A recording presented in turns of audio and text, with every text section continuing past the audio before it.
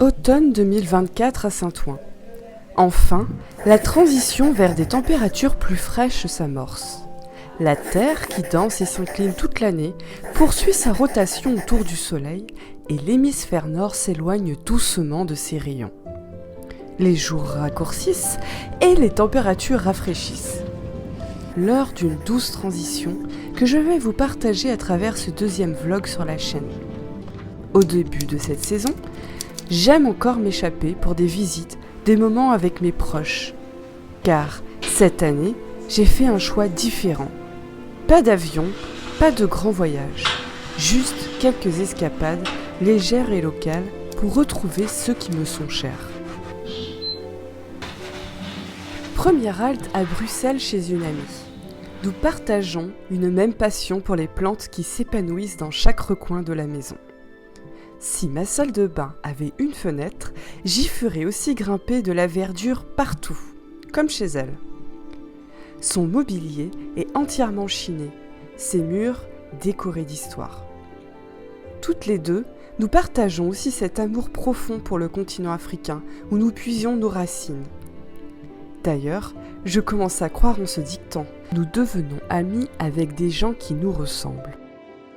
Ce n'est pas une question d'âge, car 10 ans nous séparent, mais plutôt de liens.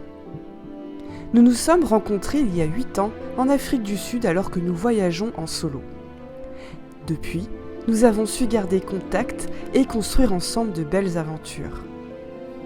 Celle-ci sera de courte durée, mais elle sera pour nous une belle expérience dans la capitale belge. La dernière fois que j'ai posé le pied à Bruxelles, c'était il y a 7 ans. Quel bonheur de redécouvrir cette somptueuse ville, cette fois à travers le regard de 2 locaux. Une expérience d'autant plus riche qui nous permet de nous imprégner pleinement du style de vie bruxellois. On espère y revenir très bientôt.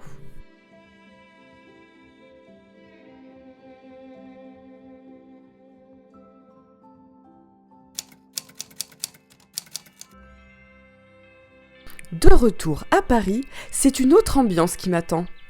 Les températures sont plus clémentes, avec un doux air de printemps qui flotte encore. Parfait pour prolonger le plaisir d'être à l'extérieur et marquer la rentrée sociale avec les copines. L'heure des derniers pique-niques a sonné, quoique je m'imagine bien en organiser un dernier, quelque part dans la forêt automnale. Ici, dans la capitale, on ne fait rien à moitié. Un grand panier vintage, 2 petites assiettes en porcelaine, des tapas maison au vinaigre et ce bon fromage au parfum prononcé. Un instant de partage et de douceur.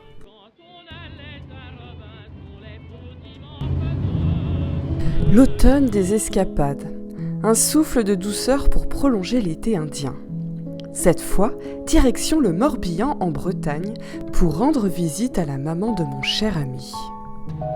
Nous venons ici 3 ou 4 fois par an et chaque voyage commence par un moment sacré.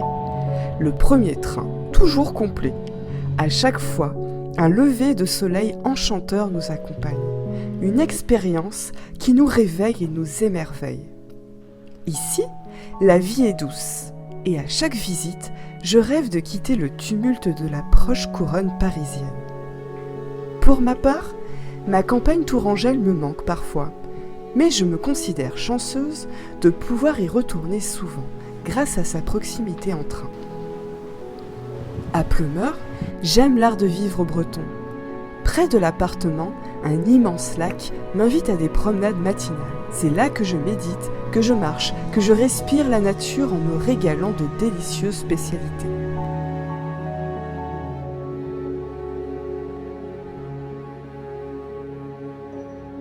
Et pour couronner le tout, un bon livre pour me nourrir l'esprit.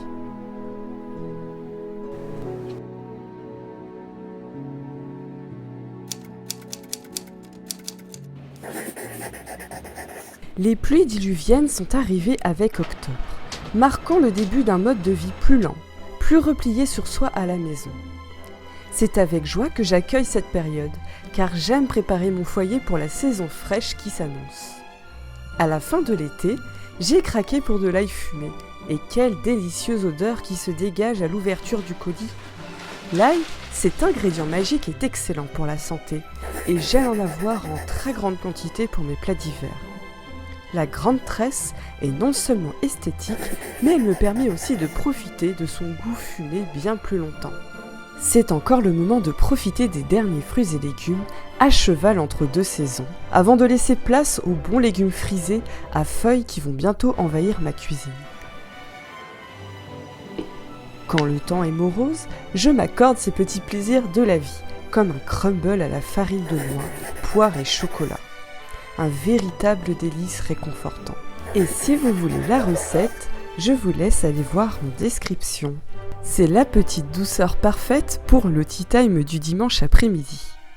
Attention toutefois, car ce petit bonbon culinaire est si réconfortant qu'on est très vite tenté d'en reprendre.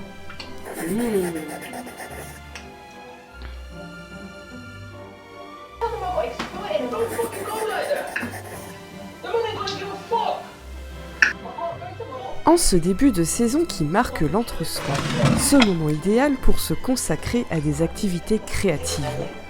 Dernièrement, j'ai testé le kintsugi, une magnifique technique japonaise qui répare les objets brisés en les sublimant.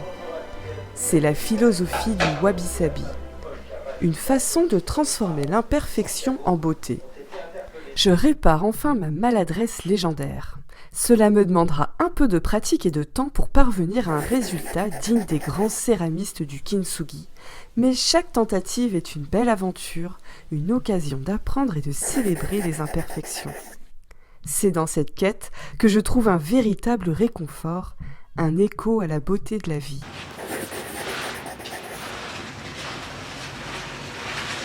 Fin octobre, c'est le moment pour moi de préparer mes petites plantes vertes et la végétation extérieure à l'arrivée du froid. Rempotage, nettoyage des feuilles mortes, apport de bons nutriments. C'est un véritable retour aux sources. Je prends également le temps d'optimiser la décoration de ma maison, de profiter de la lumière et d'y insuffler une touche de beauté. J'investis alors dans des rituels réconfortants, comme allumer une bougie, me délecter de thé parfumé. Bientôt, ce sera le retour des pulls doudous et des soirées où on va s'emmitoufler sous le plaid. C'est aussi la période où je me remets au tricot. J'ai commencé la première fois il y a 1 an, et je trouve cela si gratifiant d'avoir confectionné un joli pull en laine. J'ai aussi un débardeur qui attend encore quelques ajustements. Bienvenue dans cette saison du bien-être chez soi, du réconfort et des petits travaux qui nous comblent.